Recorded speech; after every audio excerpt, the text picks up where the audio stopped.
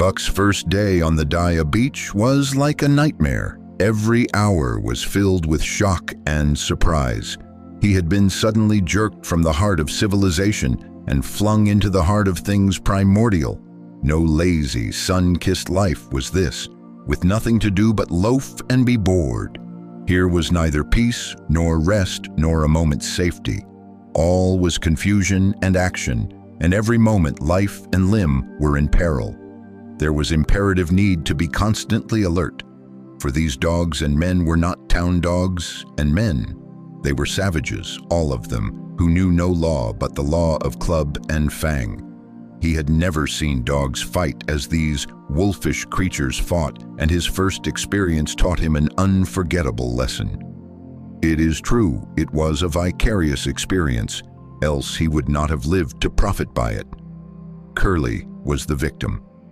They were camped near the log store where she, in her friendly way, made advances to a husky dog the size of a full-grown wolf, though not half so large as she.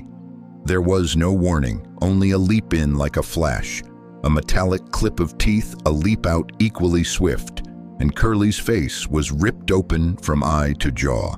It was the wolf manner of fighting, to strike and leap away. But there was more to it than this. 30 or 40 huskies ran to the spot and surrounded the combatants in an intent and silent circle. Buck did not comprehend that silent intentness, nor the eager way with which they were licking their chops. Curly rushed her antagonist, who struck again and leaped aside. He met her next rush with his chest, in a peculiar fashion that tumbled her off her feet. She never regained them. This was what the onlooking huskies had waited for. They closed in upon her, snarling and yelping, and she was buried, screaming with agony, beneath the bristling mass of bodies. So sudden was it, and so unexpected, that Buck was taken aback. He saw Spitz run out his scarlet tongue in a way he had of laughing, and he saw Francois, swinging an axe, spring into the mess of dogs. 3 men with clubs were helping him to scatter them. It did not take long. 2 minutes from the time Curly went down, the last of her assailants were clubbed off. But she lay there limp and lifeless in the bloody, trampled snow, almost literally torn to pieces, the swart half-breed standing over her and cursing horribly. The scene often came back to Buck to trouble him in his sleep. So that was the way. No fair play. Once down, that was the end of you. Well, he would see to it that he never went down. Spitz ran out his tongue and laughed again, and from that moment Buck hated him with a bitter and deathless hatred. Before he had recovered from the shock caused by the tragic passing of Curly, he received another shock. Francois fastened upon him an arrangement of straps and buckles. It was a harness such as he had seen the grooms put on the horses at home. And as he had seen horses work, so he was set to work, hauling Francois on a sled to the forest that fringed the valley and returning with a load of firewood. Though his dignity was sorely hurt by thus being made a draft animal, he was too wise to rebel. He buckled down with a will and did his best, though it was all new and strange. Francois was stern, demanding instant obedience, and by virtue of his whip receiving instant obedience, while Dave, who was an experienced wheeler, nipped Buck's hindquarters whenever he was in error. Spitz was the leader, likewise experienced, and while he could not always get at Buck, he growled sharp reproof now and again, or cunningly threw his weight in the traces to jerk Buck into the way he should go. Buck learned easily and under the combined tuition of his 2 mates, and Francois made remarkable progress. Ere they returned to camp, he knew enough to stop at Ho, to go ahead at Mush, to swing wide on the bends, and to keep clear of the wheeler when the loaded sled shot downhill at their heels. "Three ver good dogs," Francois told Perrault. "Dat Buck, him pull like hell. I teach him quick as anything." By afternoon, Perrault, who was in a hurry to be on the trail with his dispatches, returned with 2 more dogs. Billy and Joe, he called them, 2 two brothers and true huskies both. Sons of the one mother though they were as different as day and night. Billy's one fault was his excessive good nature, while Joe was the very opposite, sour and introspective, with a perpetual snarl and a malignant eye. Buck received them in comradely fashion. Dave ignored them, while Spitz proceeded to thrash first one and then the other. Billy wagged his tail appeasingly, turned to run when he saw that appeasement was of no avail, and cried, still appeasingly, when Spitz's sharp teeth scored his flank. But no matter how Spitz circled, Joe whirled around on his heels to face him, mane bristling, ears laid back, lips writhing and snarling, jaws clipping together as fast as he could snap, and eyes diabolically gleaming, the incarnation of belligerent fear. So terrible was his appearance that Spitz was forced to forego disciplining him, but to cover his own discomfiture, he turned upon the inoffensive and wailing Billy and drove him to the confines of the camp. By evening, Perrault secured another dog, an old husky, long and lean and gaunt, with a battle-scarred face and a single eye which flashed a warning of prowess that commanded respect. He was called Sol-Lex, which means the angry one. Like Dave, he asked nothing, gave nothing, expected nothing, and when he marched slowly and deliberately into their midst, even Spitz left him alone. He had one peculiarity which Buck was unlucky enough to discover. He did not like to be approached on his blind side. Of this offense, Buck was unwittingly guilty, and the first knowledge he had of his indiscretion was when Sol-Lex whirled upon him and slashed his shoulder to the bone for 3 inches up and down. Forever after, Buck avoided his blind side, and to the last of their comradeship had no more trouble. His only apparent ambition, like Dave's, was to be left alone. Though, as Buck was afterward to learn, each of them possessed one other and even more vital ambition. That night, Buck faced the great problem of sleeping. The tent, illumined by a candle, glowed warmly in the midst of the white plain. And when he, as a matter of course, entered it, both Perrault and Francois bombarded him with curses and cooking utensils, till he recovered from his consternation and fled ignominiously into the outer cold. A chill wind was blowing that nipped him sharply and bit with especial venom into his wounded shoulder. He lay down on the snow and attempted to sleep, but the frost soon drove him shivering to his feet. Miserable and disconsolate, he wandered about among the many tents, only to find that one place was as cold as another. Here and there savage dogs rushed upon him, but he bristled his neck hair and snarled, and they let him go his way unmolested. Finally, an idea came to him. He would return and see how his own teammates were making out. To his astonishment, they had disappeared. Again he wandered about through the great camp, looking for them, and again he returned. Were they in the tent? No, that could not be, else he would not have been driven out. Then where could they possibly be? With drooping tail and shivering body, very forlorn indeed, he aimlessly circled the tent. Suddenly the snow gave way beneath his forelegs and he sank down. Something wriggled under his feet. He sprang back, bristling and snarling, fearful of the unseen and unknown. But a friendly little yelp reassured him, and he went back to investigate. A whiff of warm air ascended to his nostrils, and there, curled up under the snow in a snug ball, lay Billy.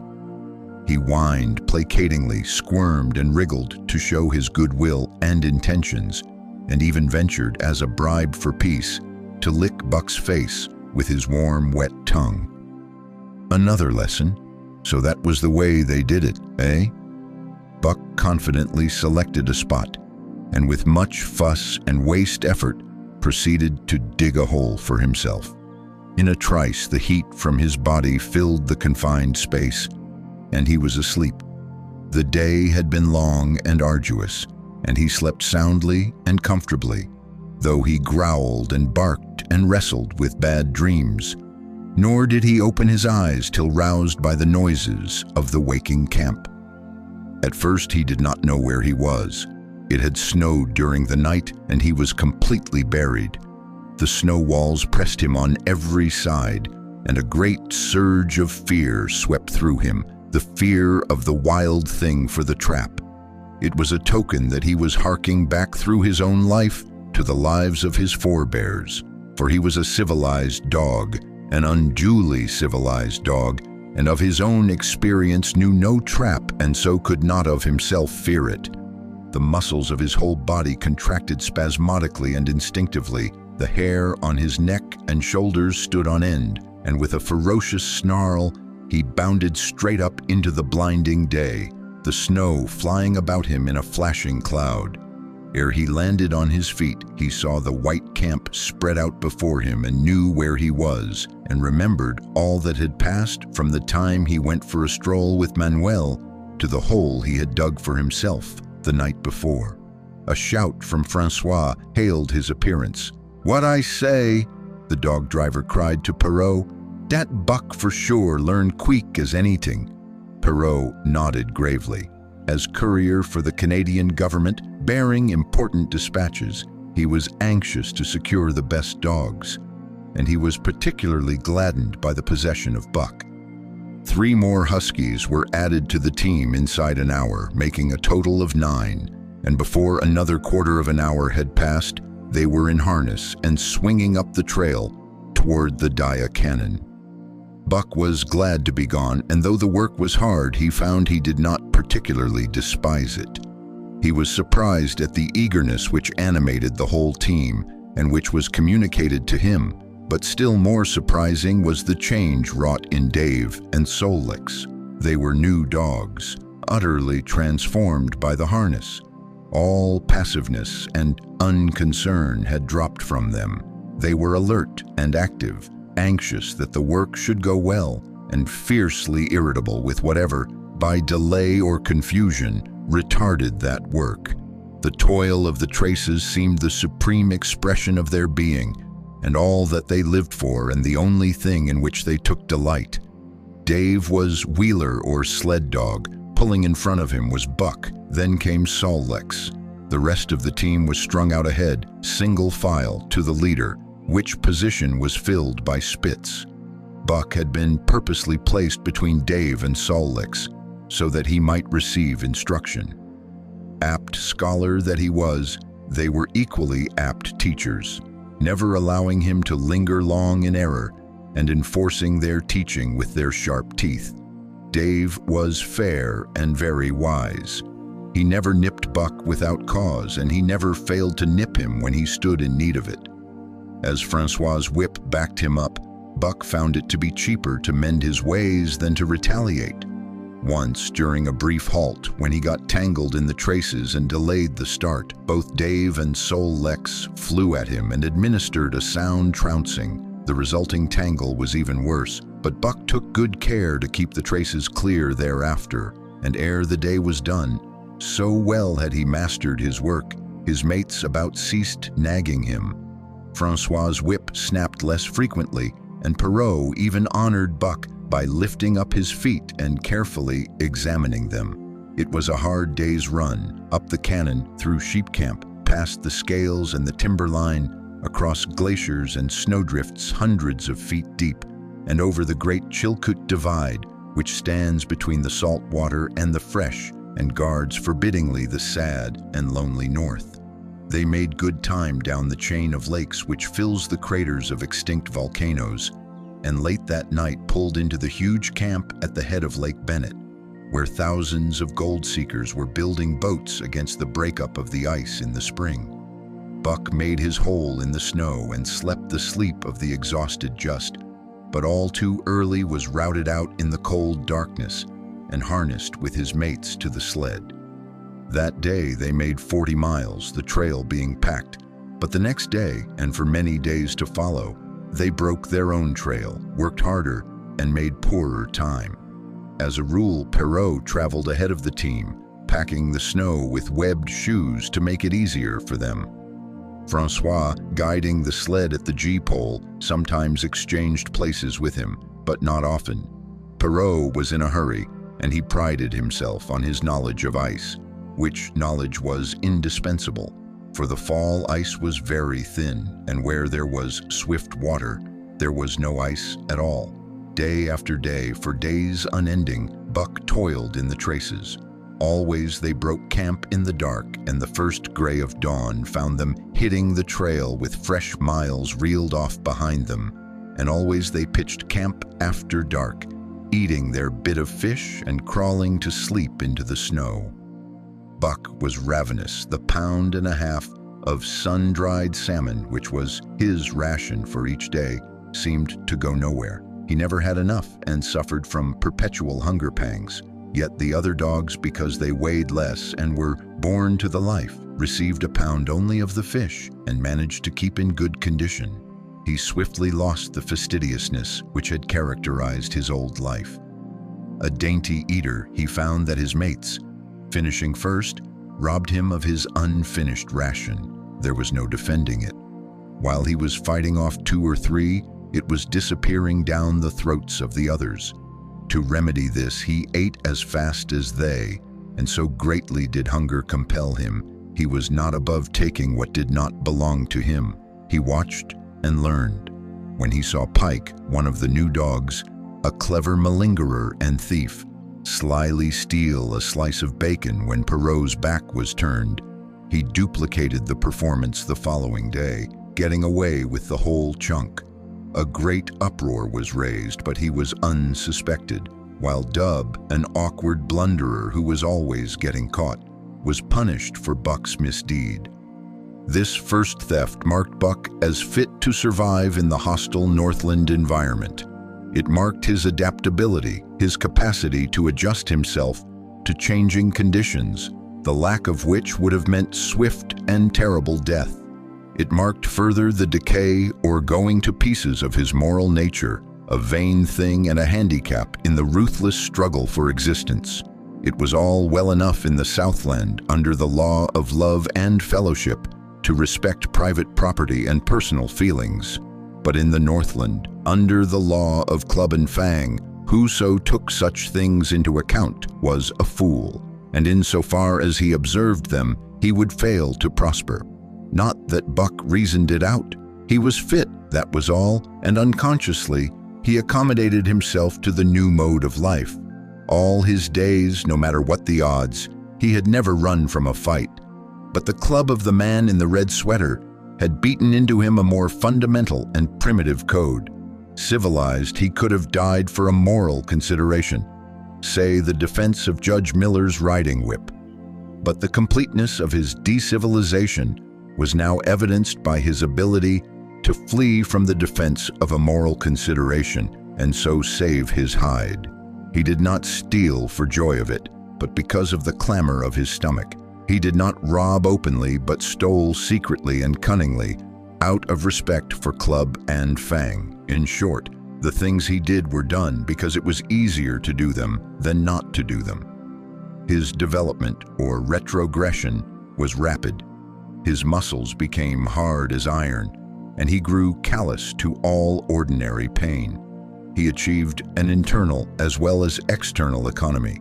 He could eat anything, no matter how loathsome or indigestible, and once eaten, the juices of his stomach extracted the least particle of nutriment, and his blood carried it to the farthest reaches of his body, building it into the toughest and stoutest of tissues.